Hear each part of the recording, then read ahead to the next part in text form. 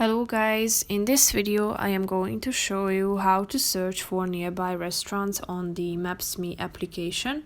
But first I just want to mention, don't forget to subscribe to my channel because at 10,000 subscribers I am going to show you my whole YouTube revenue statistics and growth strategy, how to make money online. So let's jump into it. First of all, open the application on your phone.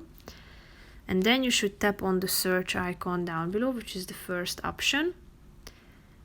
Then click on the where to eat option, which is the second one. And here you are going to see all of the nearby restaurants. So you are ready to search among these results.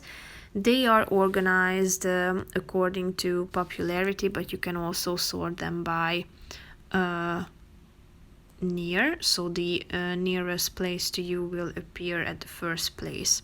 If you have any preferences or any restaurant in mind, you can also type in the name of it into the search bar, and then it will appear to you and you can check it on the map if you feel like to do so.